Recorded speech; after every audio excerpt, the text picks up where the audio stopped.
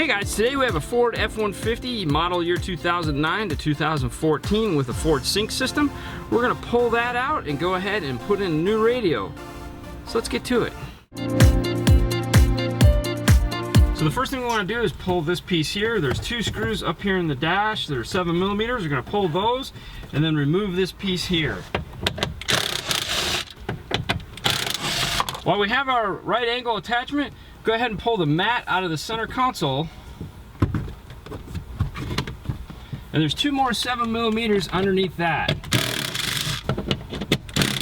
Now the reason why you want to pull this out is so that you can retain the Microsoft Sync USB adapter. It's going to be located at the top up here, which we'll show you a better view of later. All you have to do is get it loose. You don't actually have to pull it out. What you're trying to get out is give yourself room to pry this piece here away from the dash kit. Next, pull up the rubber on the top here. Gently pry this away. You don't have to pry it off, you just have to get it up enough so that you can get in here. So what you're trying to do here is just pry this up enough so that you can get this off. So you just have to have it just like this one. There's little teeth that are right here along the side that catch on the dash kit. So that's pretty good because it's going to come out like this and slide. Next, you have to pull out the sync panel here. This one's a little tricky.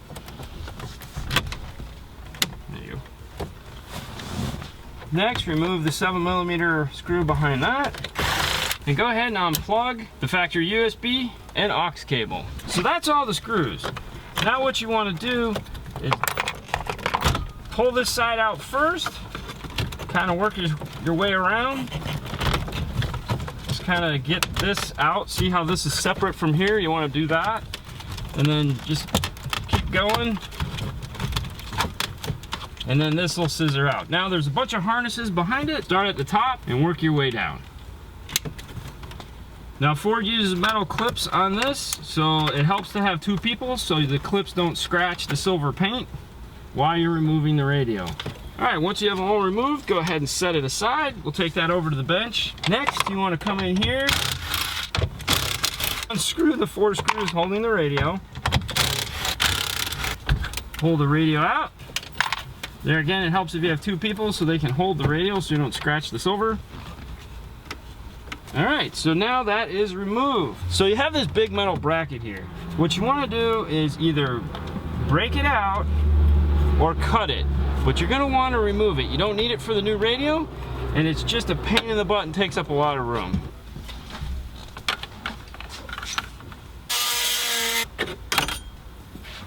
Now that we have the factory radio out, there's a couple things we still have to do in the vehicle, or shall I say for the vehicle. For one, because this has sync, the aux that is in the plug we're going to use doesn't attach to the aux here. It actually attaches to the sync module.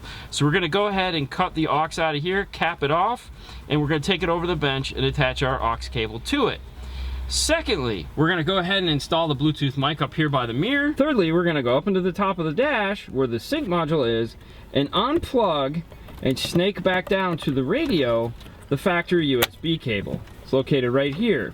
To bypass it, we're going to use the Pack Audio USB GM1. That's going to be able to snake back down into the dash here, just like that, and we can attach our cable to it.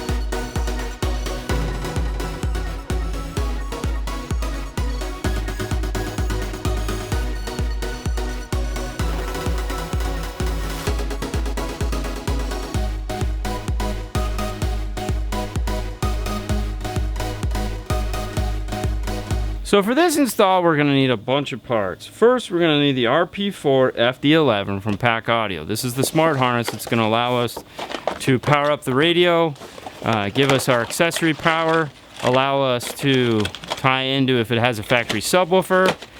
If it didn't have the sync system, it would also help us retain the auxiliary. It's going to allow us to retain the steering wheel controls. So go ahead and get that set. Make sure you read the instructions, very important. Next, we have, like I said, the pack audio USB GM1. This is what's going to allow us to retain the factory USB. We have the antenna adapter that we're going to need. And then, of course, we have the big dash kit, which is the BK FMK 526. Now inside the 526 is their standard dash kit, the 540 kit. So if you need to replace the kit for any reason without replacing the bezel, it's actually 2 kits in one, the standard 540 kit and then the trim bezel. Now, as always, go ahead and retain this bag. You're going to want it for the factory radio. Let's take a look at the two of them compared to one another. So this is the factory radio. This is the aftermarket. We're going to have to pull these parts out here. You flip it over. So this assembly is going to come out. The cigarette lighter will come out. And this assembly here is going to come out. We're going to leave this. And then those parts are going to get reattached inside of this kit. Cigarette lighter goes here, air conditioning, and the hazard switch will go up here. So let's go ahead and disassemble this. So there's 4 T20 Torx screws holding the air conditioning in place. Go ahead and remove those. Next, you want to get this guy out. There's 2 little push tabs right where my fingers are. So you got to kind of work those. And they are kind of tight. Push it out the front. Set that aside. Now, the cigarette lighter, there's no easy way to say it. This is a pain in the butt. You're just going to have to work it, and it's not going to be fun. All right, so we're done with this guy here. All right, so now let's go ahead and put everything in the kit. We'll go ahead and start with the hazard switch.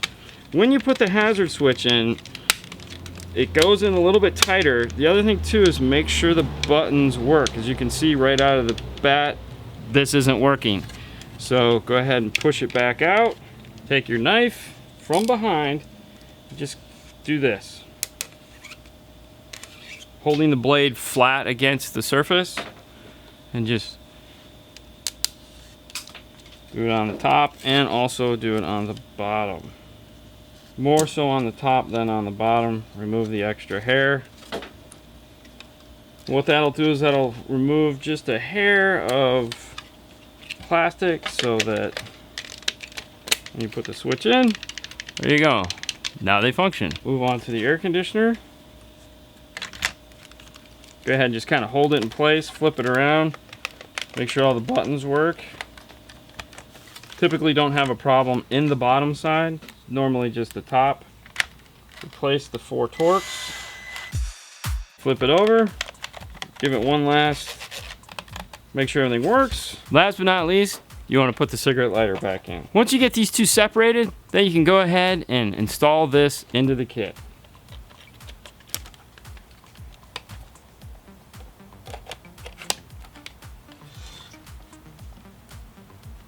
All right, so now the kit is done.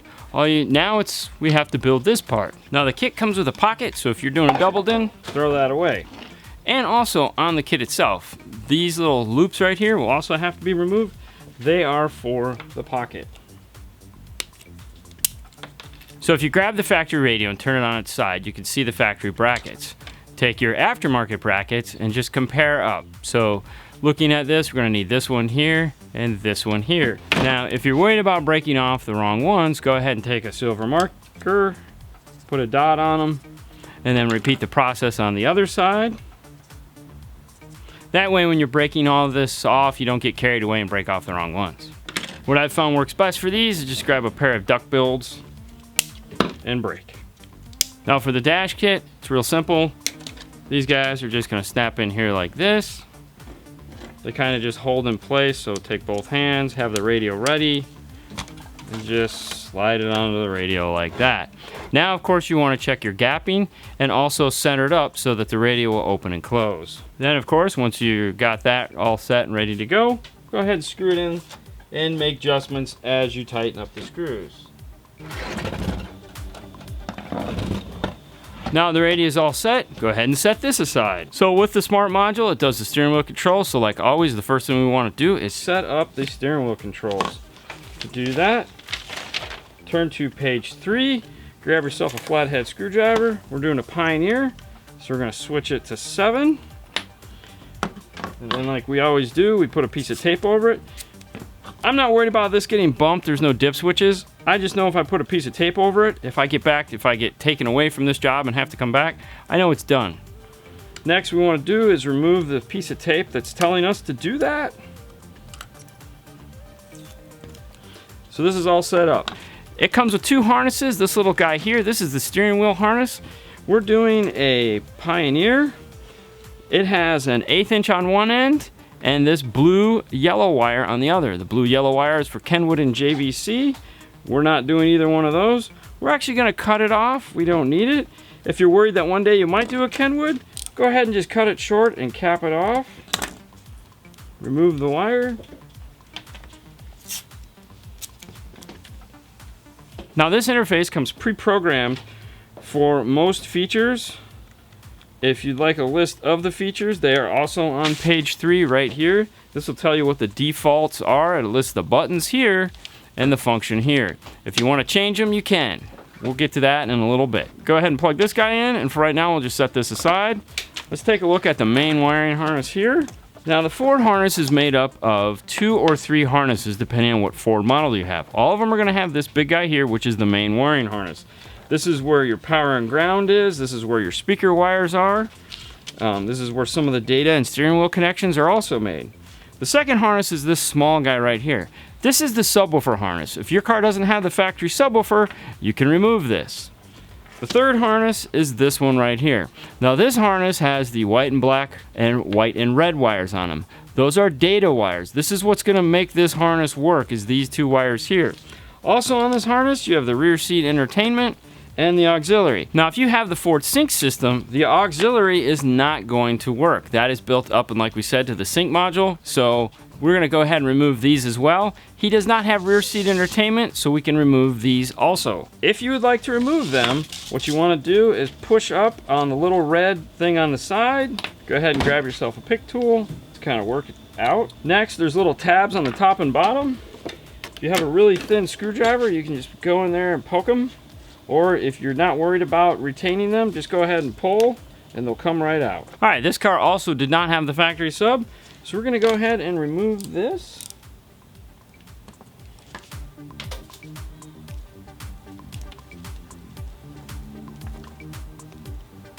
Now, I like to resolder these connections of theirs when I do this. All right, now we'll go ahead and start prettying up the harness. Make sure you put the red piece back in that you removed. The easiest way to do that is poke it onto a pick tool, line it up, and push it back into place.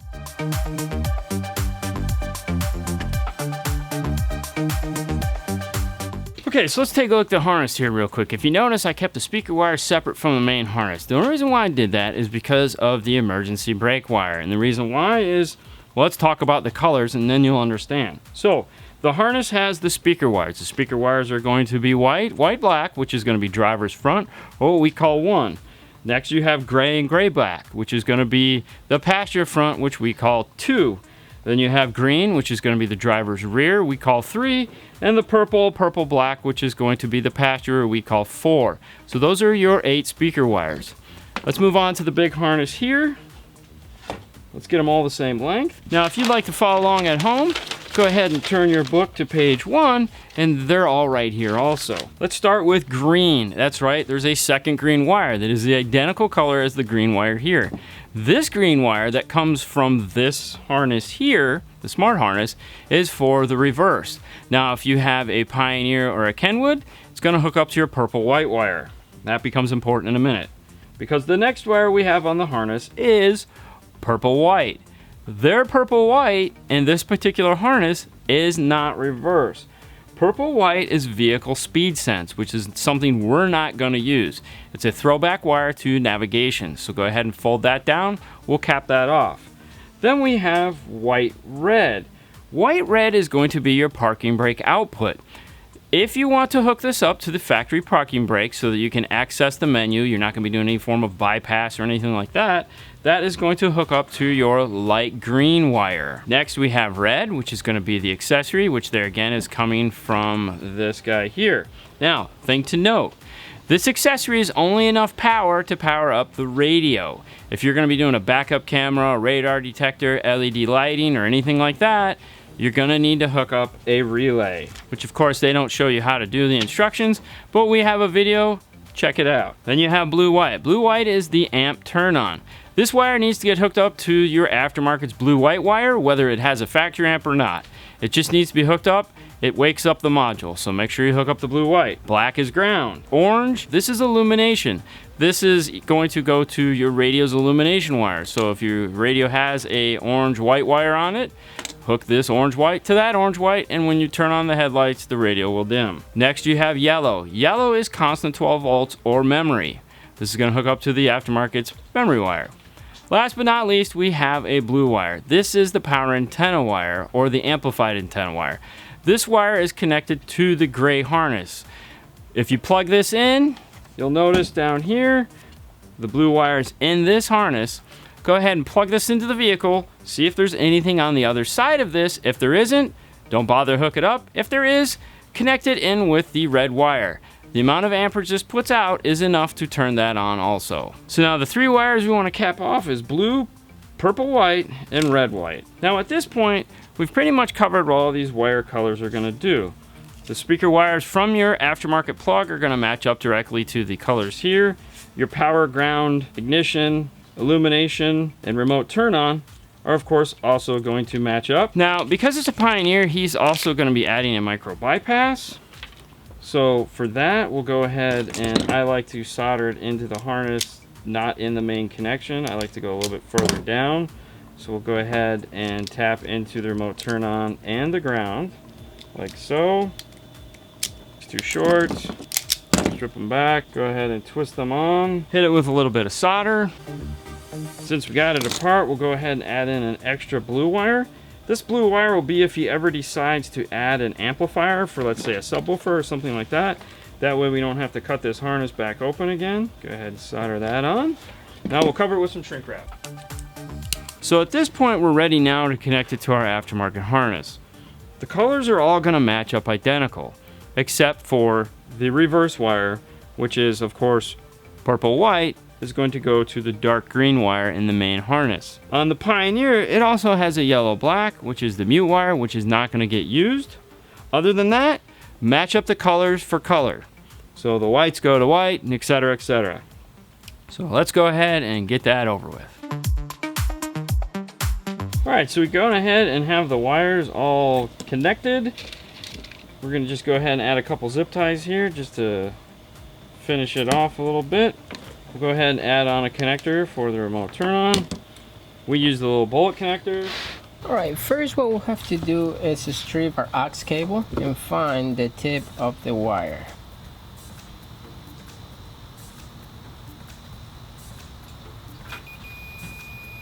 Then the metal and the bottom side. Now that we have it, we're going to go and solder it together. So the white is going into the blue of the tip of the aux cable. Now the yellow one is going to the green, blue and green on the right side.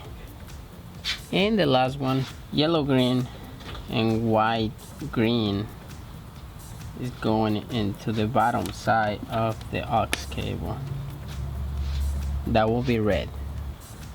So now that we have complete aux,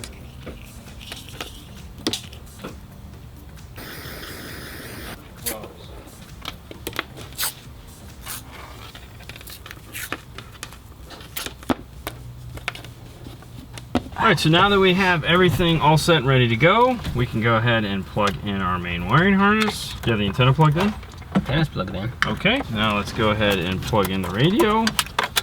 Remote, USB, power plug. Now, if you'd like to retain the SiriusXM radio, get yourself a iDataLink SAT1 antenna adapter that'll plug right into your factory, as well as the SVX300 tuner. He's not wanting to do that, so we'll keep going. Got the aux? It's everything? That's everything.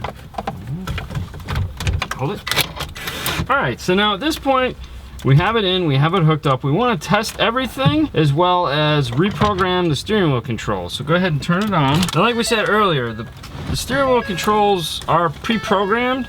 So if it's what you want, you're golden. If not, turn to page 4 and you can pre-program or reprogram them. So what we have here is volume up and down, track back and forth, push to talk, okay, and hang up. So with this smart harness, you can program 2 pushes, a long press and a short press to each button. So to program the steering wheel controls, there's a button on the side you're gonna press and also an LED here.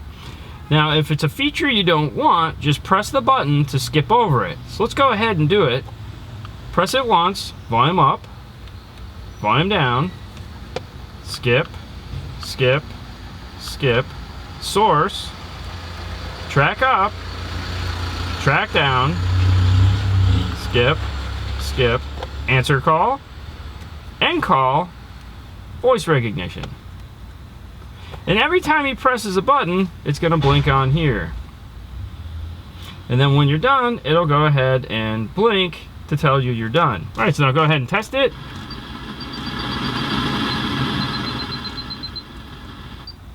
Just me, just.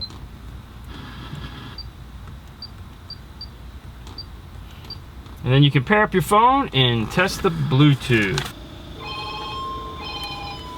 Go ahead and select end. All right, so we know the phone works there. We can go ahead and hit the VR button. It'll go ahead and launch Siri, or if you have an Android phone, your Google feature. All right, so now that we've tested that, we can go ahead and finish testing our USB and our aux and get this dash put back together. All right, so that's working too. All our peripherals are working. Let's go ahead and get this dash put back together.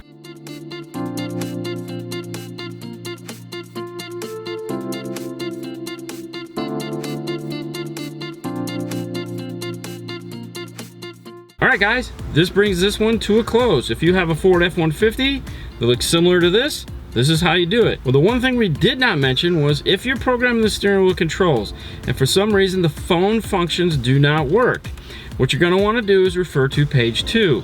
On page 2, it's going to show you that you have to go up underneath the steering column